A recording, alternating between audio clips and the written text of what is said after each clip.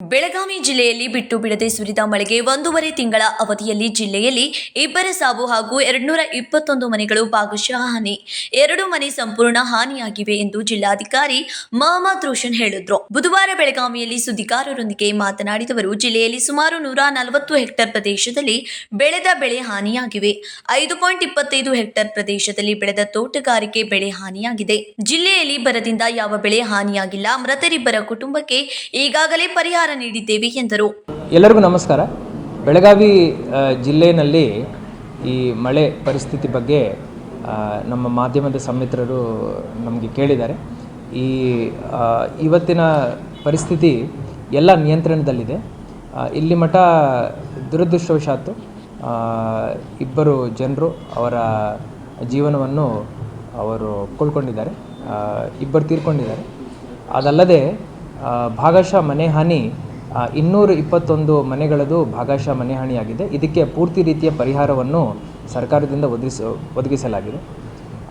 ಇದಲ್ಲದೆ ಸಂಪೂರ್ಣ ಮನೆ ಹಾನಿ ಆಗಿರೋ ಪ್ರಕರಣಗಳು 2 ಮನೆಗಳು. ಇದಕ್ಕೂ ಸರ್ಕಾರ ಮಟ್ಟದಿಂದ ಏನು ಪರಿಹಾರ ಕೊಡಬೇಕೋ ಅದನ್ನು ನೀಡಲಾಗಿದೆ. ಜೀವಹಾನಿ ಎಲ್ಲೆಲ್ಲಿ ಆಗಿದೆ ಆ 2 ಸಂದರ್ಭದಲ್ಲಿಯೂ ಸರ್ಕಾರದಿಂದ ಆ ಕುಟುಂಬಸ್ಥರಿಗೆ ಸಾಂತ್ವನವನ್ನು ಹೇಳುತ್ತಾ ಪರಿಹಾರ ಧನವನ್ನು ಆಲ್ರೆಡಿ ನೀಡಲಾಗಿದೆ. ಬೆಳೆ ಹಾನಿಗೆ ಸಂಬಂಧಪಟ್ಟಾಗಿ ಹೇಳಬೇಕಂದ್ರೆ ಇಲ್ಲಿ ಮಠ 140 ಹೆಕ್ಟೇರ್ ಕೃಷಿ ಭೂಮಿ ಈ ಒಂದು ನೆರೆ ಹಾವಳಿಗೆ ಒಳಪಟ್ಟಿದೆ. ಅದಲ್ಲದೆ ಹಾರ್ಟಿಕಲ್ಚರ್ ತೋಟಗಾರಿಕೆ ಇಲಾಖೆ ಸಂಬಂಧಪಟ್ಟಾಗಿ ಒಂದು 5.25 ಹೆಕ್ಟೇರ್ ಮಾತ್ರ ಇದರಲ್ಲಿ ಎಫೆಕ್ಟ್ ಆಗಿದೆ. ಸದ್ಯಕ್ಕೆ ಏನು ಜಾಸ್ತಿ ತೊಂದರೆ ನಮ್ಮ ಜಿಲ್ಲೆಯಲ್ಲಿ ಆಗ್ತಾ ಇಲ್ಲ.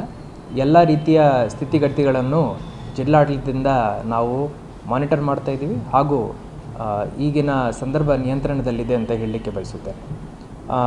ಇದಲ್ಲದೆ ಈಗ ಕಲ್ಲೋಳ್ ಬ್ಯಾರೇಜಲ್ಲಿ ಮಹಾರಾಷ್ಟ್ರದಿಂದ ಬರೋ ನೀರಿನ ಮಟ್ಟ ಸದ್ಯಕ್ಕೆ 40,000 ಕ್ಯೂಸೆಕ್ಸ್ ಇದೆ. ನಾವು ಬೆಳಗಾವಿ ಜಿಲ್ಲೆಯಲ್ಲಿ 2 ಲಕ್ಷ ಕ್ಯೂಸೆಕ್ಸ್ ದಾಟಿದೆ ಅಂದರೆ ಆವಾಗ ಅಲರ್ಟ್ನು ಘೋಷಣೆ ಮಾಡ್ತೀವಿ. ಸದ್ಯಕ್ಕೆ ಆ ನೀರಿನ ಮಟ್ಟನೂ ಪ್ರವಾಹ ಏನಿದೆ ಅದನ್ನು ನಿಯಂತ್ರಣದಲ್ಲಿದೆ. ಈಗ ಹಿಡಕಲ್ ಜಲಾಶಯದಲ್ಲಿ ನೀರು ಚೆನ್ನಾಗಿ ತುಂಬಿಕೊಂಡಿದೆ. 90% ಹಿಡಕಲ್ ಜಲಾಶಯ ಈಗ ತುಂಬಿದೆ.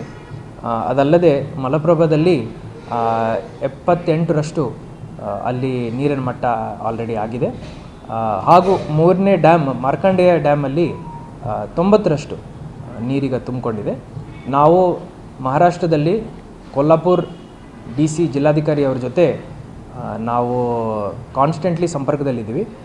ಅಲ್ಲಿ ಕೊಯ್ನಾದಿಂದ ಇರ್ಬೋದು, ಬೇರೆ ನದಿಗಳಿಂದ ಇರ್ಬೋದು, ನದಿ ಪಾತ್ರಗಳಿಂದ ಇರ್ಬೋದು, ಎಷ್ಟು ನೀರು ಬರ್ತಾ ಇದೆ ಅದನ್ನು ಪ್ರತಿ ದಿವಸ ಅವ್ರ ಜೊತೆ ಬೆಳಿಗ್ಗೆ ಫೋನ್ ಮುಖೇನ ಕೋಆರ್ಡಿನೇಟ್ ಮಾಡಿಕೊಂಡು ಅದರ ಪ್ರಕಾರ ನಾವು ಇಲ್ಲಿ ನಮ್ಮ ಸ್ಥಿತಿಗತಿಗಳನ್ನು ನಾವು ನಿಯಂತ್ರಣಗೊಳಿಸ್ಕೊಳ್ತಾ ಇದ್ದೀವಿ. ಅಲ್ಲಿಂದ ನೀರು ಬಿಟ್ಟಿದ್ದಾರೆ ಅಂದರೆ ಇಲ್ಲಿ ಬರಲಿಕ್ಕೆ ಬೆಳಗಾವಿ ಜಿಲ್ಲೆ ಎಂಟರ್ ಆಗಲಿಕ್ಕೆ ನಮಗೆ ಸರಿಸುಮಾರು 4ರಿಂದ 5 ದಿವಸ ತಗೊಳುತ್ತೆ. ಸೊ ಈ ಟೈಮ್ ಗ್ಯಾಪನ್ನು ನಾವು ಕಾನ್ಸ್ಟೆಂಟ್ಲಿ ಮಾನಿಟರ್ ಮಾಡ್ತಾ ಇದ್ದೀವಿ. ಇಲ್ಲಿಂದ ನಾವು ನೀರು ಬಿಡುವಾಗ ನಮ್ಮ ತಾಲೂಕುಗಳಿಂದ ಹೋಗಿ ಬಾಗಲಕೋಟ್, ಬಿಜಾಪುರ, ಆಲಮಟ್ಟಿಗೆ ಸೇರಲಿಕ್ಕೆ ಸರಿಸುಮಾರು 7 ದಿವಸ ತಗೊಳುತ್ತೆ.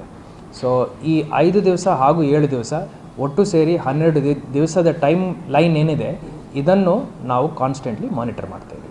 ಮಹಾರಾಷ್ಟ್ರದಿಂದ ನೀರು ಬಿಡುವ ಕುರಿತು ನಿಗಾ ಇಡಲಾಗಿದೆ. ಕೃಷ್ಣಾ ನದಿಯಲ್ಲಿ 40,000 ಕ್ಯೂಸೆಕ್ ನೀರು ಒಳಹರಿವು ಇದೆ.